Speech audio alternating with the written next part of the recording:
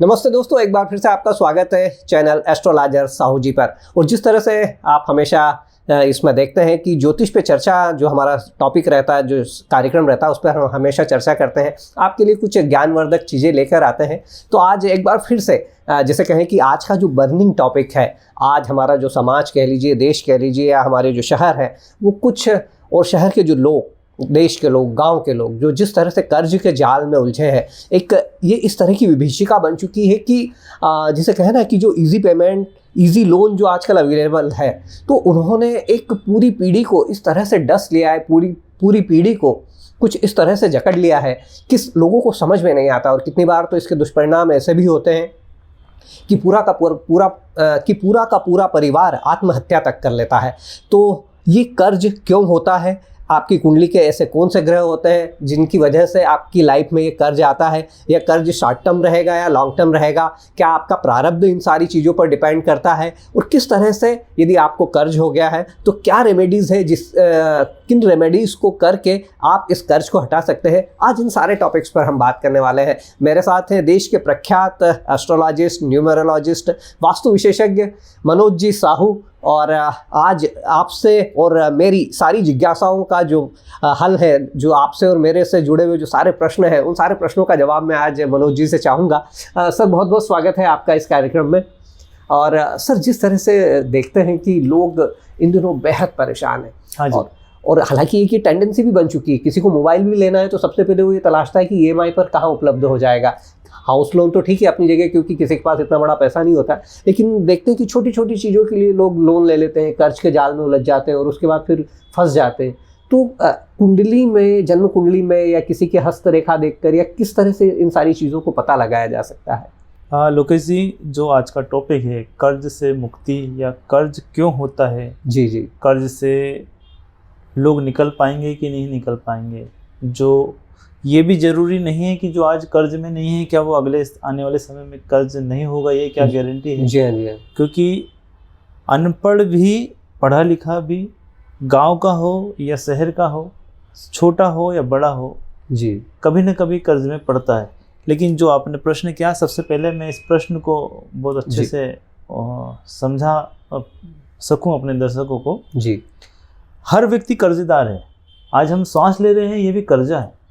मेरा कहने का तात्पर्य ये है, हम बात करेंगे धन को लेकर जो कर्ज है, मैं उसमें भी आऊंगा, लेकिन सबसे पहले ये सबक सीखें आप कि जब से हम पैदा हुए हैं, जी जी, हम सांस ले रहे हैं, क्या हम उस कर्ज को चुकाने के लिए, क्या हमको किसी गुरु ने बताया है कि आप पेड़ पौधे लगाएं?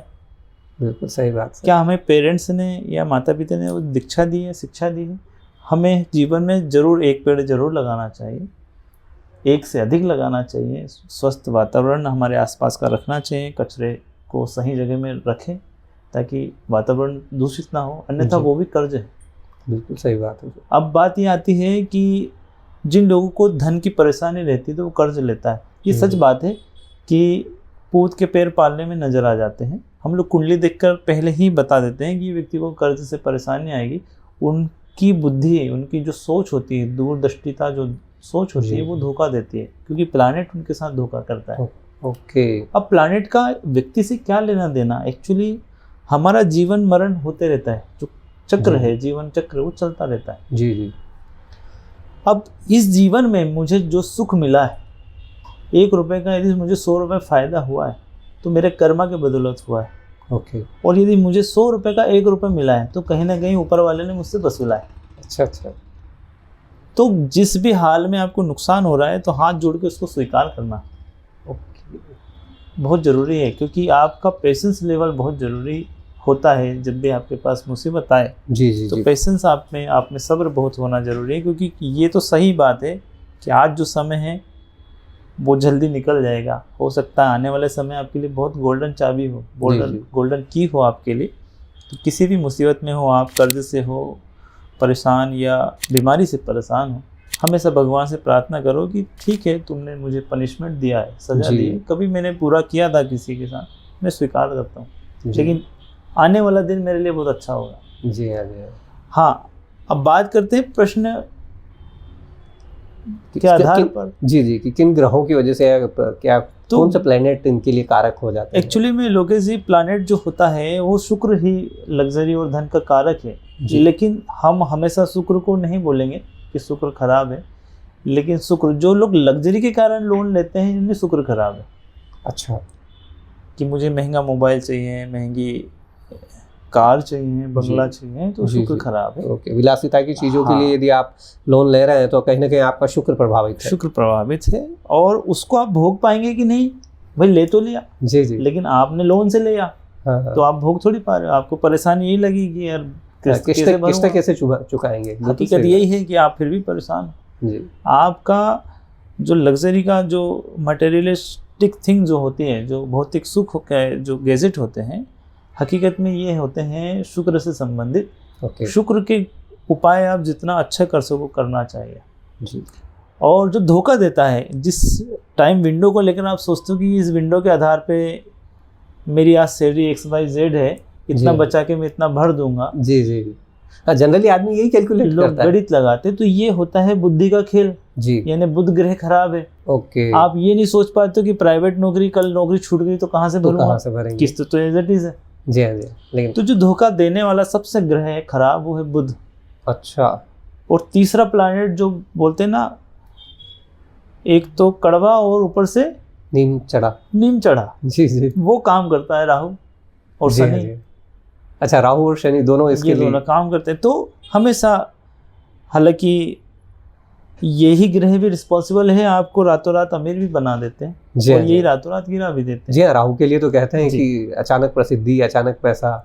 तो हमेशा एक लोगों से दरख्वास्त है और अनुरोध है कि आप जो भी हो, जिस भी हाल पे हो, पहले तो उसको स्वीकार करो। पहली बात तो ये है कि इतनी बुद्धि, किसी को तो अक्ल भी रहती कि यार कर्जा जहर के समान है, लेना नहीं चाहिए। जी हाँ, जी हाँ। लेकिन जब फंस जाता है तब उसको याद आती है कि हाँ यार मैं पढ़ गया। तो इसका मतलब ग्रह खराबी उनको फंसाना ही चाह रहे हैं। इसलिए ग्रहों के उपाय करो। अपनी कुंडली में प्लैनेट किस पोजीशन में बैठा है, शुक्र कहाँ है, राहु कहाँ है, अभी महादशा कौन सी चल रही है, बुध कहाँ बैठा हुआ, कहीं मेरी बुद्धि धोखा तो नहीं दे जाएगी। जी जी जी जी। तो ये सब समझना पड़ता है। बहुत सारे लोग हैं, आप कर्ज की बात कर रहे हैं तो मुझे हमेशा वो याद आते हैं अपने उनका नाम क्या है यार, जो फ्लाइट के वो ओनर है, किंगफिशर के मालिक, विजय माल्या।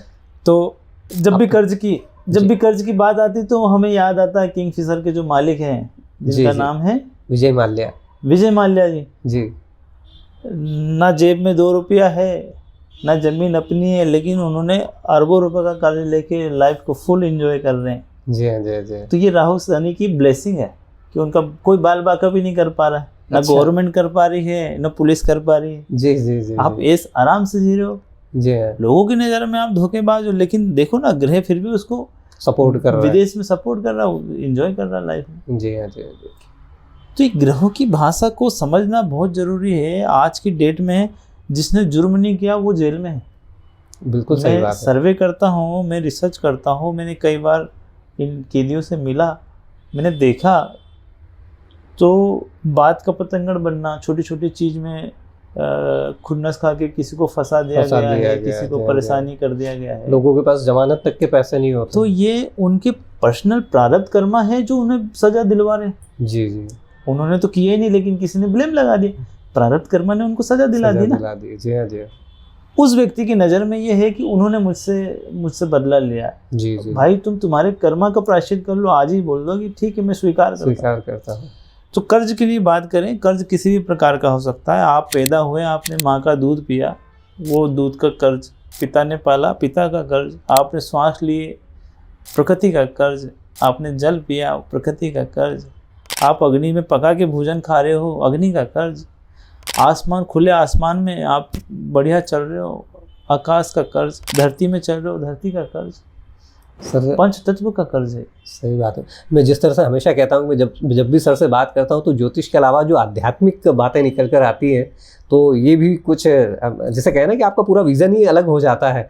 कि मैं खुद भी महसूस कर रहा हूँ कि इस तरह की बात और इस तरह का फीलिंग मेरे अंदर भी नहीं आता, लेकिन जैसे मैं सुनता हूँ तो मुझे भी लगता है कि कहीं ना कहीं हम एक कर्ज लेकर जी रहे हैं। जी, और ये सच्चाई बात है, बहुत बड़ा सच है ये। जो मैं अपने वीडियो के माध्यम से सभी लोगों तक पहुंचाना चाह रहा हूं, कोई भी व्यक्ति कर्ज मुक्त होकर नहीं मरता।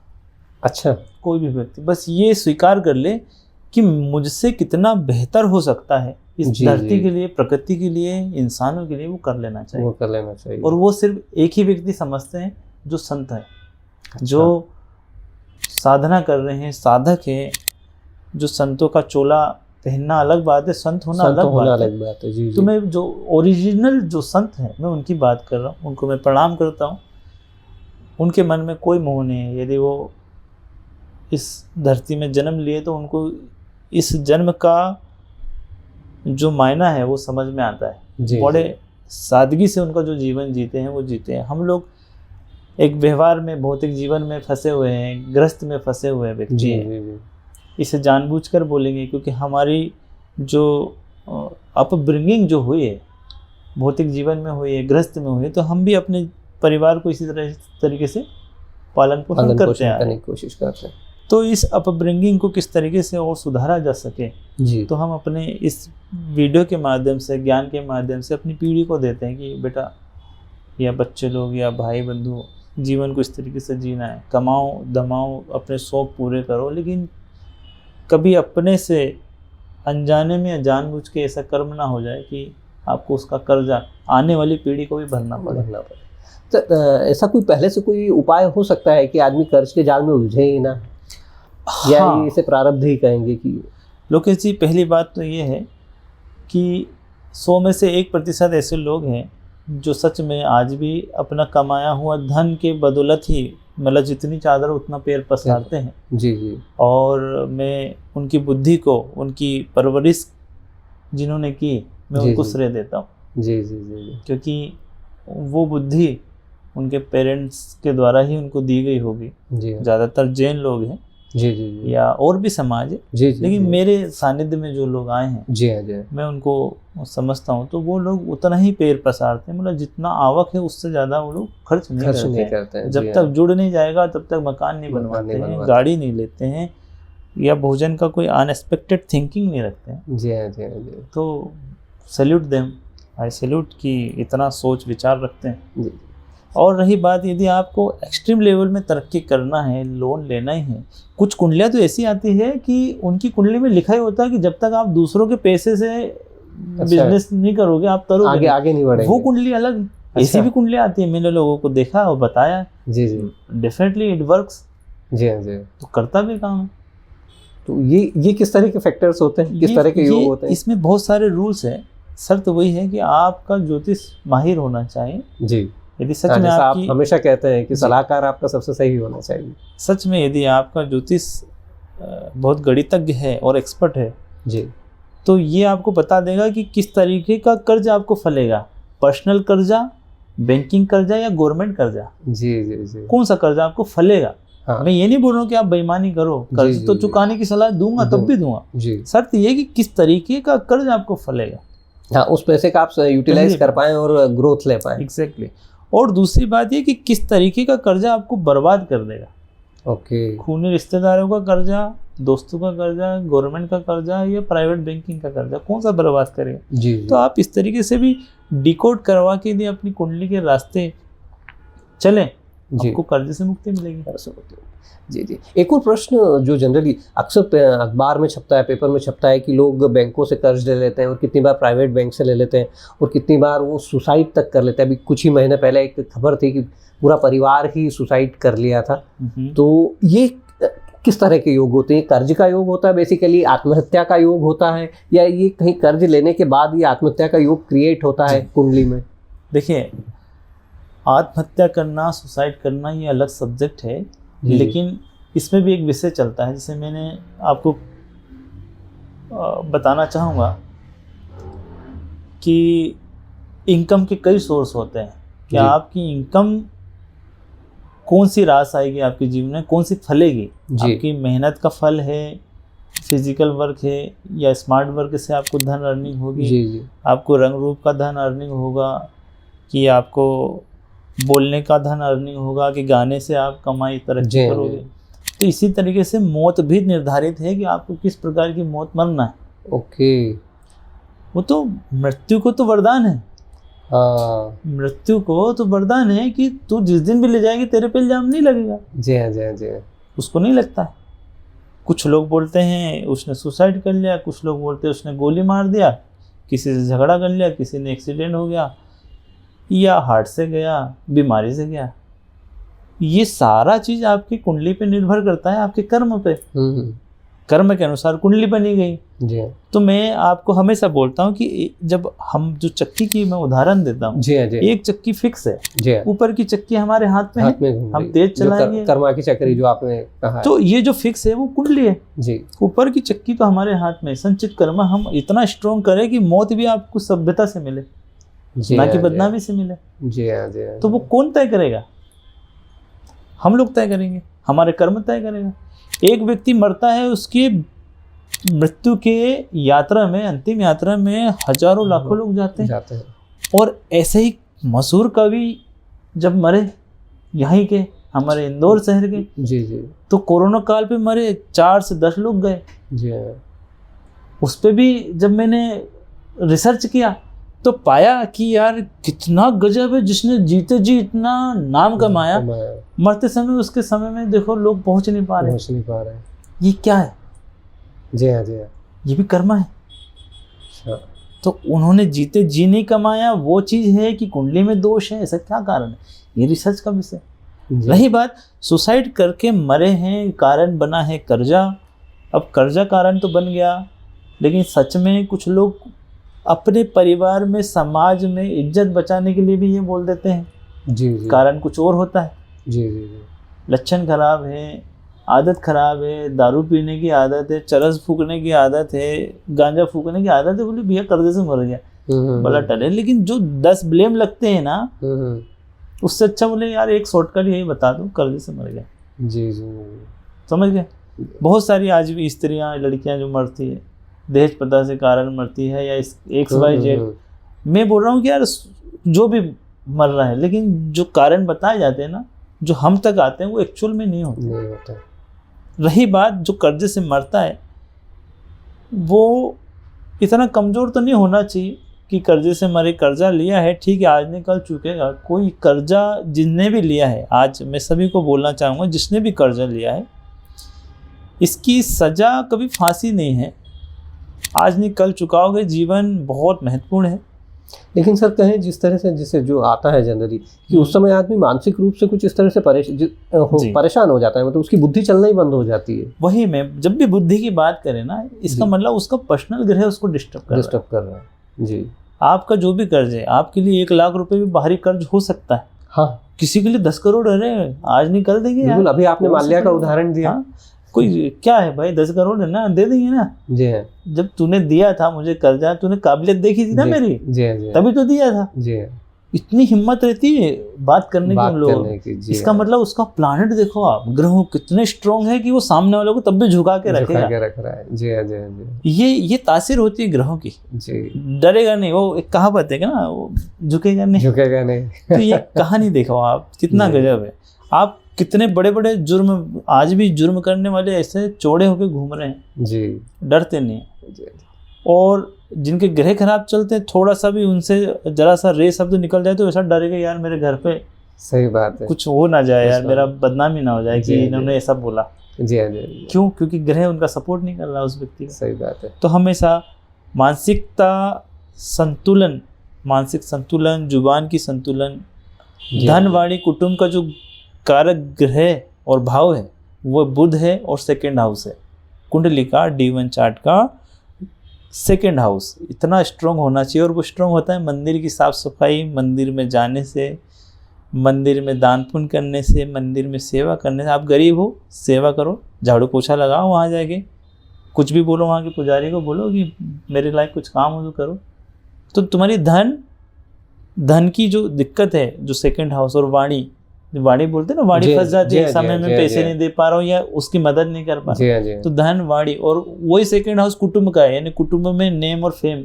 जी, वही 2nd हाउस।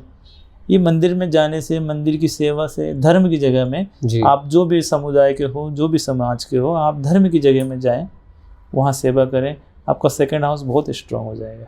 दोस्तों मैं रेमेडी पूछने वाला था, लेकिन सर ने अपने आप ही, सर के मुंह से जब कहते हैं ना कि धारा प्रवाह सरस्वती निकलती है तो सारी चीज़ें क्लियर होती चली जाती है। तो ये भी एक रेमेडी आई है कि आप जिस भी धर्म से हो उस अपने धर्मालय में जाएं, उस स्थल पे जाएं, वहाँ सेवा करें, उनकी साफ़ सफाई करें और जिस तरह की जो सर बताते हैं उन उपायों को करें तो डेफिनेटली आपके जीवन में काफ़ी आसानी होगी, आपका जीवन सहज और सरल होता चला जाएगा। और सर इसके अलावा और कोई रेमेडी, यदि किसी के ऊपर कर्जा हो ही गया है तो कैसे दूर हो सकता है, क्या करे वो? बहुत अच्छा ये प्रश्न है लोकेश जी। देखो 2 सिम्टम्स होते हैं, मैं बड़ा सॉलिड बता रहा हूँ। मैं रिसर्च का आदमी हूँ, एस्ट्रोलॉजी में बहुत रिसर्च कर रहा हूँ और मैं चाहता हूँ कि आपके इर्द गिर्द कोई दोस्त या आप पे भी ये लक्षण होना तो आप सुधार लेना। जो भी व्यक्ति गुटखा खाता है, सुपारी खाता है, थूकने की आदत है, जी बहुत बुरा फंसेगा वो कर्ज में। अच्छा। या जुबान से वो हमेशा उस पर बिलीव ही नहीं कर सकते आप। अच्छा। और ये उसकी चालाकी उसको होशियार बनाती है, लेकिन सच में वो समाज से उतना ही गिरा हुआ होता है। पहला सिम्टम्स। दूसरा सिम्टम, जिनकी आदत होती है ना गाली बकने की, चल रहे गाली रे तू नहीं, गालियां बकने, अब्यूजिंग माँ की, बहन की, बच्चों में, नौकरों में, जी किस समय में किसको कहाँ बोल रहे हैं, गाली बकने की आदत है। ज्यादातर पंजाबियों में देखो आप, उनको धन की दिक्कत आना ही आना, चाहे वो अमीर दिख रहे हो। आज भी हो सकता है मेरे वीडियो देखने के बाद आप लोग सोचोगे कि वो भाई साहब तुम गाली बकते हैं लेकिन अमीर है। भाई साहब आपको उनका पर्सनल कभी कॉलर के अंदर नहीं झांक पा रहे हो आप, या तो वो परेशान तबीयत से है जो दिखाना नहीं चाह रहा है, लेकिन परेशान वो धन से ही रहेगा। अच्छा, ये दूसरे सिम्टम्स। जी। तो इसलिए सुपारी गुटखा खा के जो थूकते हैं, इतने छलिए होंगे ये बातों के, जीत के पैसे इधर उधर से सब जगह से ला भी लेंगे ये लोग, लेकिन तब भी धन की परेशानी रहेगी, कर्ज से रहेंगे, वो पड़ेंगे जरूर मुसीबत में। जी। सर मैं ये कह रहे थे कि कुछ रेमेडीज बता दीजिए जाते जाते आज कार्यक्रम का समापन। रेमेडी की बात जैसे मैंने बताया आपको, मंदिर में सेवा करें, धर्म की जगह में सेवा करें जी, और कोशिश करें बुजुर्गों का आशीर्वाद लें। बुजुर्ग का आशीर्वाद, मैं इसका रिलेशन बताता हूँ। सेकंड हाउस में हमेशा काल पुरुष कुंडली में वृषभ राशि आती है और वहाँ पे चंद्रमा उच्च का होता है। अच्छा। चंद्रमा जब उस घर में चंद्रमा उच्च का होता है तो बुजुर्गों का आशीर्वाद, विधवा का आशीर्वाद, बुजुर्ग यानी बुजुर्ग लेडीज हो या पुरुष हो, उनका आशीर्वाद लेने से चंद्रमा खुश होता है। चंद्रमा खुश होगा तो बुध तरेगा। अच्छा। बुध तरेगा तो शुक्र तरेगा। एक हिरार्की है लाल किताब कुंडली के अनुसार, लाल किताब एस्ट्रोलॉजी के अनुसार हिरार्की है। जिसका चंद्र खराब उसका बुध खराब, बुध खराब तो शुक्र खराब, और शुक्र जैसे खराब हुआ तो शनि खराब हो जाता है। अच्छा। और शनि की 2 आंखें हैं राहु केतु। शनि जब भी खराब होगा तो वो राहु केतु को इशारा देता है कि जाओ इसको मारो, साले को, इसको डिस्टर्ब करो, एक्सीडेंट कराओ, रोक दो, लड़ाई करवा दो, कुछ भी करवा दो, इसको भेजो, परेशान, मेरे को ऑर्डर है। जी। तो ये हिरार्की है। ये भाषा समझना ये हर कोई नहीं समझेगा। बस मैं यही बोल रहा हूँ, आप चंद्रमा सेकंड हाउस के जो उपाय है जी आप उस बात को समझो, आप तर जाओगे। जी। दोस्तों इस एपिसोड में फिलहाल आज बस इतना ही, क्योंकि समय की सीमा होती है, हमारी भी अपनी एक लिमिटेशन होती है, सर के पास भी समय थोड़ा सा कम होता है। लेकिन यदि आपके पास भी अपने कर्ज को लेकर कोई प्रश्न है, कर्ज को लेकर कोई समस्या है, आप चाहें तो कमेंट में पूछ सकते हैं। इसके अलावा आप और किस टॉपिक पर वीडियो देखना चाहते हैं उसके लिए भी आप कमेंट कर सकते हैं। आप पूछ सकते हैं कि किन टॉपिक्स पर हम अगले वीडियोस बनाएं। और यदि आपको ये वाला एपिसोड अच्छा लगा तो प्लीज़ इसे लाइक और शेयर करना मत भूलिएगा, क्योंकि ये एक ऐसा बर्निंग टॉपिक था कर्ज, जिसे लेकर आज पूरा, जिसे कहें कि समाज कह लीजिए, देश के लिए कह लीजिए, राज्य कह लीजिए, हर आदमी परेशान रहता है। तो इसे शेयर करिए, लोगों की मदद होगी। और जल्दी आपसे मिलेंगे फिर किसी नए टॉपिक को लेकर। और हमारे चैनल को अभी तक आपने यदि सब्सक्राइब नहीं किया तो प्लीज़ इसे सब्सक्राइब कर लीजिए, क्योंकि इसी तरह के नॉलेजेबल टॉपिक पर वीडियोस हम लेकर आते रहते हैं। चलता हूँ, जल्दी आपसे मिलूँगा फिर किसी नए टॉपिक को लेकर। तब तक के लिए जय महादेव। जय जय श्री महाकाल।